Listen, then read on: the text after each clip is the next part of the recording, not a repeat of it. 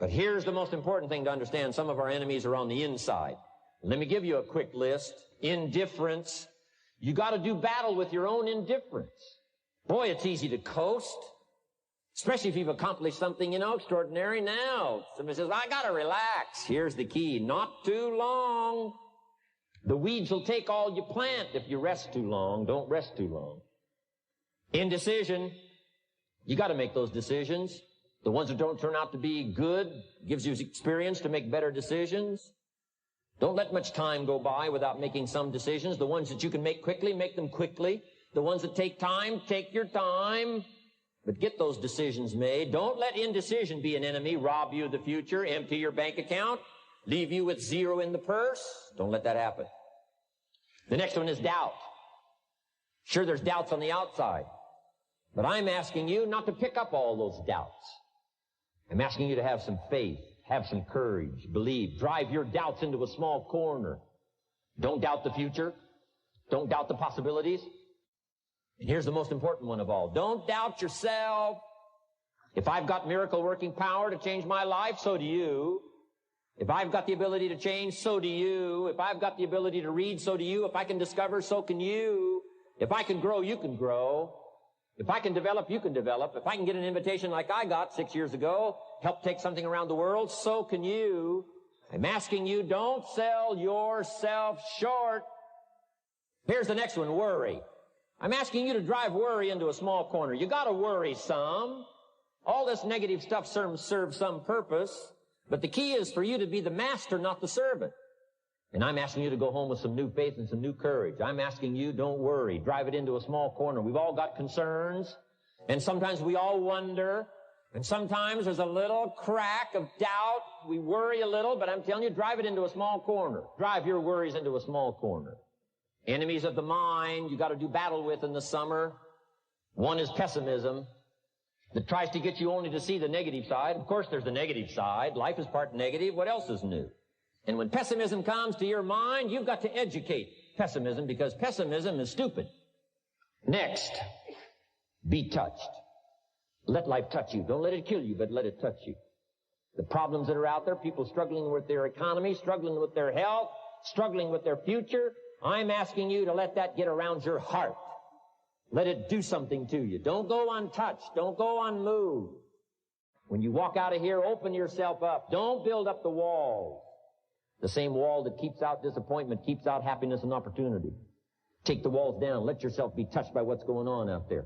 Let sad things make you sad, as well as happy things make you happy. Let your heart get touched. Here's number 3. Develop the ability to reflect. Long after this session is over, I'm asking you to go back over it one more time. I'm asking you at the end of the day, go back over your day. I'm asking you at the end of the week, go back over your week. Make that week more valuable. At the end of the month, go back over your month. At the end of a conversation, go back over the conversation. How did it go and what did you do? Learn by reflecting. I call it run the tapes again of your own experiences. And you say, why do that? Here's why. To develop the extraordinary ability to gather up the past and invest it in the future. What a next year you could have if you pay more attention this year, soak it up, gather it up, and reflect at certain times what's going on and what's happening. And this year will take a more powerful place in your experience. People will not believe the words you've chosen. They will not believe the heart and soul that you've mixed with words. They won't believe the power you've got. A few simple things here under getting better. Then here's the last one, and that's to share. Let's touch people with our experiences. Let's touch people with their health, yes. With an opportunity, yes. But here's a commitment I'd like to have you make to me. Let's help people with their lives, not just their health. Let's help people with their lives, not just their income. We talked about getting better. We talked about becoming all that you can become. We talked about picking up a challenge. We talked about not settling for less than you can possibly be. Now here's my last 2 parts to make this your best year ever. Get excited. Get excited about your own skills. Get excited about your own abilities. You can put it into words. If I can start with nothing and finally stand on this platform, deliver best words I can choose, words are clumsy at best when you try to express what's going on in your heart, your head. But I've done my best. But I'm telling you, if I can find the words, you can find the words. And here's a key here. Communicate. Don't leave it unsaid. If somebody's got some congratulations coming, don't fail to congratulate them. Find the best words you can. Struggle with the best words you can. Borrow some words if you have to. I borrow all kinds of words. But then I'm asking you to start choosing the best words you can. We want you to get good at these skills of communicating. Skills of touching people's lives with words, touching their heart with words, helping them to see something they've never been able to see before by your words. Choose the best words you can.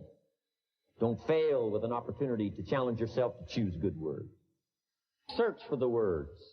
Struggle for the words. But don't let somebody within the scope of your influence go without your words. No matter how terrible a situation is, no matter how bad it is, there's still going to be a rose that grows from that concrete. Every person on this planet is capable of changing the world by changing themselves. I was built for this. I was not going to let myself fail, right? And I have that mentality. And I understand that now that I grew from that concrete, I'm starting to plant my seeds. And there's more roses growing. We're planting seeds in places that people are like, man, it'll never grow here, right? And we're like, no, it can't. You know, because there's a lot of people out there that have the heart, that have the talent, that have the ability. They just have to see that someone else can do it. At the end of the day, man, you really gotta want it. You gotta really want it. Like, man, you don't see the work that goes behind this. People don't see all that it takes to even get to that point, and that's the problem. And so they think it's supposed to be this overnight thing. Oh, I started an LLC, give me money. You know, I think one of the things that that's important for all of us is just the work ethic. You know, to be able to put in, like you do, the incredible hours as an entrepreneur, as a visionary, to do whatever it takes. Because I don't believe that there's necessarily a magic pill, but I think there's a process. And doing the work is very important. You know, I don't want people to believe that there's a silver bullet and all of a sudden you have a great memory or you have this great success or great relationship or health. And people always ask, what's the one thing I can do? And I always tell people that you have to do most of it, right? And be smart about it, but you have to put in the work. Because, you know, a lot of times people see on social media, they see all of the success, but what they don't see is the hustle. Right, as Gary Vee talks about, and I think as they say, what you practice in private, they say you're rewarded for in public. Right. But you have to do the work. I feel like a lot of people expend unnecessary amounts of energy trying to hold up this image of their ideal self to the world, and they have this image that they fear it's going to be revealed to somebody else. And the truth is, we're faster and we're smarter than we think. And not just to be able to memorize things, but be able to really solve significant challenges. And maybe that these challenges that we're going through are the lessons that we need to learn the most. Forget the things you can't control. Look for the moments you can control. Lose the times you can't control. Use the times you can control. This is your journey. This is your destiny, and either you wander aimlessly or you grab the wheel and take control of the ship. Either you head in the direction you want to go or you go in no direction at all. Most people allow life to happen to them. Their time runs like a sand cycle. Life is happening to them. It isn't happening for them. Make life work for you. Make your time work for you. Do not allow your time to empty each day without achieving anything. Go into the world today and spend your time wisely. Make small wins every day that will lead you down the path to success. Motivation gets you started, but habit will keep you going. Motivation is great. It is like a coffee in the morning. It gets the engine going and gets you moving. But it is a habit that will develop your success. You have the potential today to be special.